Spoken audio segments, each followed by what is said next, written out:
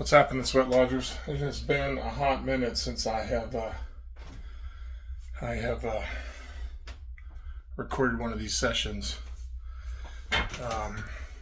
Threw my back out a couple of days before man camp, and it was pretty disheartening because I had worked really hard to get in shape so I could compete. And being on the back nine, I had to keep up with the young bucks. So, luckily, though I was hurting for that one, the first day, I got prayer for it on Friday night and felt a lot better Saturday and put in a reasonable effort in the competition. But in that process, I basically took 10 days off from the gym. And man, I feel like I'm starting over again. It's taken me, I went back hard at it this week, and a little bit from last week, and I feel like I've lost some of my gains. Probably has to do with an age thing, because when you're up in the years, you lose it a lot faster when you're not using it. So that aside, maybe today's session is on life throwing you some hard curveballs or some rough challenges. It's hard to not get upset or get frustrated, when you're on a swing in momentum and you get a setback, and it's probably easy to, and I've been guilty of it in the past of, what's the point? Every time I get ahead, something knocks me down, and then, can't keep up with it, or you lose the gains.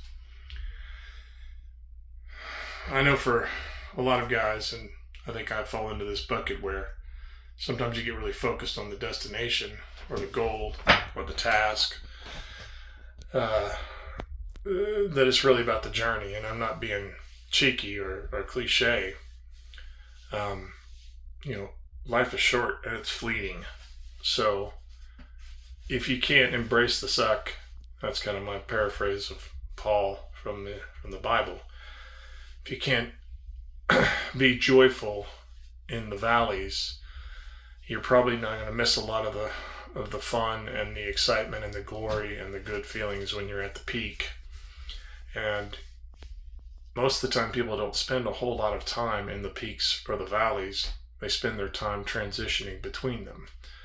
So if you don't take a moment or many moments and enjoy life where you're at and find a way, to eke out the joy in the daily struggle, it probably leads for a very unhappy existence. And I would say that's probably what's wrong with much of today. If you look at the culture that we live in now, and you look at the impact of social media and what's it doing, it gets you in this comparative game. Oh, well, they're living this great life and they got all this stuff. But, you're probably seeing the best versions of it. I joked if I ever went back to posting heavily on social media again, I would only post the worst of any given day or situation, because I'm probably closer to reality than the best days or the fabricated moments, And again, if you're looking at a snapshot in a time or a very small window, then it's easy to make the assumptions and project on somebody else's life, like how good they have it. So maybe the advice I'm imparting today is put in the work. It's time on the mat, right? It's repetitions. It's the effort. And if you're doing that, that's probably 80% of the battle. If you're not getting the gains or the advancement, if you're not getting the outcome that you want, then, seek counsel, seek knowledge. Maybe you got to rework what you're doing. Maybe you need to stop that and start on something else. But don't beat yourself up too much about, if life throws you a curveball and you get a setback.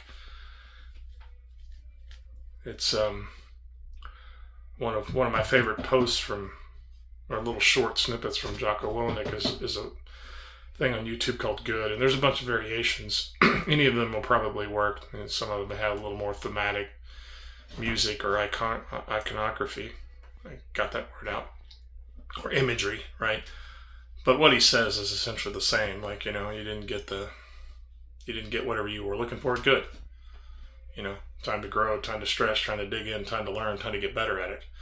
And I think that's important because you're going to get a lot more failures than success in life. So if you can enjoy those moments, or at least endeavor to persevere through those rough spots and still find the joy in all that you have to be grateful in your life, because even if you're at the bottom of the social matrix that is in the U.S., you still got a lot better than most people in the world. This is the land of opportunity. You can turn things around. It's a land of second chances, third chances. You just have to put in the work and make good life choices. So with that, I will bid you all Sweat Lodgers adieu, and till the next time.